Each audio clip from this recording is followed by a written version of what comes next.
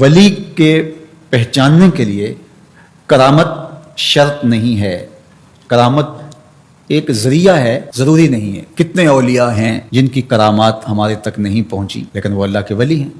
سب سے بڑے ولی اس امت کے صحابہ تھے، ان میں سے کتنے کی کرامات ہمارے پاس پہنچی ہیں لیکن ہم انہیں اللہ کا ولی مانتے ہیں۔ تو یہ کوئی شرط نہیں ہے، شرط ایمان اور تقوی ہے، اور باقی احادیث میں مختلف ان کی علامتیں بتائی گئی ہیں۔ الذین اذا رأوا ذکر اللہ، ایمان اور تقوی سے متصف بندگان خدا کی ایک علامت یہ ہے، جب تم ان کی صحبت میں بیٹھو تمہیں خدا یاد آ جائے، اللہ کی یاد آنے لگے۔ تو کرامت معیار ولایت نہیں ہے اور شرط ولایت بھی نہیں ہے۔ تھوک کے حساب سے مارکیٹ میں بہت سارے لوگوں کی جعلی کرامات موجود ہیں، تو اولیاء کے لیے ہم عقیدت اور محبت کے جذبات رکھتے ہیں، تو پھر مارکیٹ میں 2 نمبر بھی اس کا آئے گا۔ اور ہمیں پتہ ہے غذائی اجناس سے لے کر کے ادویات تک اور دیگر ضروریات زندگی تک کہ اصل کیا ہے اور نقل کیا ہے، تو ہمیں اس میں بھی غور و فکر کرنا چاہیے کہ اصل کیا ہے اور نقل کیا ہے، نہ یہ کہ ہم چند بدطینت لوگوں کی وجہ سے حقیقت کا انکار کر دیں۔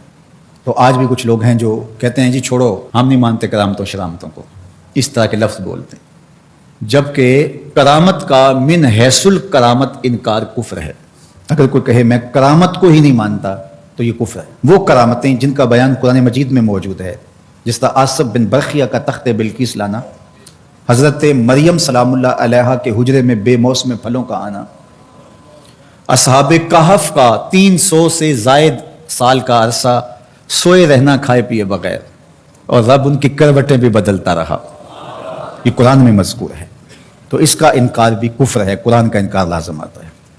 اگر کسی کرامت کا بیان حدیث سے متواتر میں ہو تو اس کا انکار بھی کفر ہے، لیکن ایسی کوئی کرامت نہیں جس کا ذکر حدیث متواتر میں ہو۔ البتہ احادیث مشہورہ اور احادیث احاد میں کرامات کا بیان موجود ہے، تو ان کا انکار بھی گمراہی ہے۔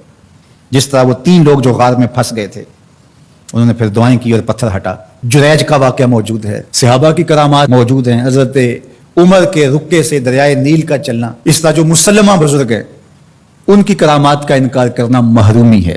لیکن یہ بات بھی ذہن میں رکھے کہ کرامت اللہ کی طرف سے بندے کو دی جانے والی ایک عزت ہے، لیکن ولی کی زندگی کا مقصود رضائے الہی کی طلب ہے، کرامتوں کی طلب نہیں۔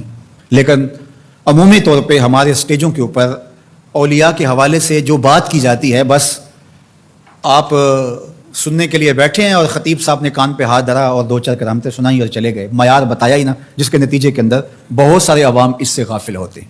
میں اللہ کا شکر ادا کرتا ہوں کہ ہم نے ہمیشہ اس بات کا التزام کیا ہے کہ لوگوں کے سامنے پوری تصویر رکھیں، کیونکہ مجھے اس بات کا احساس ہے کہ آپ لوگ کتنی محنت کر کے کہاں کہاں سے چل کے آتے ہیں۔ پورے پاکستان میں بلکہ پوری دنیا میں ہم جہاں گئے ہیں، ہمارے سامنے جو لوگ آ کے بیٹھتے ہیں زیادہ تر طبقہ باشعور لوگوں کا ہوتا ہے، تو پھر ہماری ذمہ داریاں اور زیادہ بڑھ جاتی ہیں کہ ہم جو ہے وہ ان کے سامنے وہ بات کریں جو بات کرنی چاہیے۔ اس منبر سے آپ کو وہ چیز نہیں ملے گی جو عوام کی ڈیمانڈ ہوگی، وہ چیز ملے گی جو عوام کی حقیقی ضرورت ہوگی۔ اس پر میں بھی اللہ کا شکر ادا کرتا ہوں، اس پر آپ کو بھی اللہ کا شکر ادا کرنا چاہیے، اور نہ یہ کہ کچھ 2 نمبر لوگوں کے رد عمل میں ہم حقیقت کا انکار کر دیں، جس طرح معتزلہ کر رہے ہیں، اور ایک طبقہ وہ ہے جو رتب و یابس کو قبول کر رہا ہے، اور آپ نے ایسے شخص، ایسے لوگ کہ جو اچھے انسان بھی نہیں ہیں، لوگوں کو دیکھا ہے کہ ان کو ولی مان رہے ہیں اور ان سے اپنی حاجتیں طلب کر رہے ہیں، ان کو ہادی مان رہے ہیں، مرشد مان رہے ہیں۔ وہ شخص جو خود آشنا بھی نہیں ہے، وہ تمہیں منزل آشنا کیسے کرے گا؟ میں کتنے لوگوں کو جانتا ہوں جن کو فہم دین ہی میسر نہیں ہے۔ یہ میں ان لوگوں کی بات نہیں کر رہا جو منہ دراز ہیں اور بالکل ننگ دھڑنگ ہیں، ان کی بات نہیں کر رہا، جو بظاہر حلیے میں بھی ہیں، ان کا فہم دینی ناقص ہے۔ کتنے ایسے علماء کو جانتا ہوں ان کی توحید کا تصور ناقص ہے، تو یہ بدبختی ہوتی ہے۔ اب وہ کیا کسی کی رہنمائی کریں گے؟ جو خود ڈوب رہا ہے وہ کسی کا ہاتھ کیسے پکڑے گا؟ لیکن عوام ظاہر ہے ان کے گرد آئے، ان کا کاروبار چمک رہا ہے، اور کرامتیں ہیں کہ تھوک کے حساب سے بنتی ہیں، اور پھر اس کی مارکیٹنگ کرنے والے بھی ہوتے ہیں، اور پھر اسی بنیاد پر ہی جو ہے وہ ان کا سارا سلسلہ چلتا ہے۔ اللہ کے ولی یہ نہیں چاہتے کہ ہماری کرامات ظاہر ہوں اور لوگ ہماری طرف لپکیں ہماری کرامت کی وجہ سے، یہ نہیں ہے۔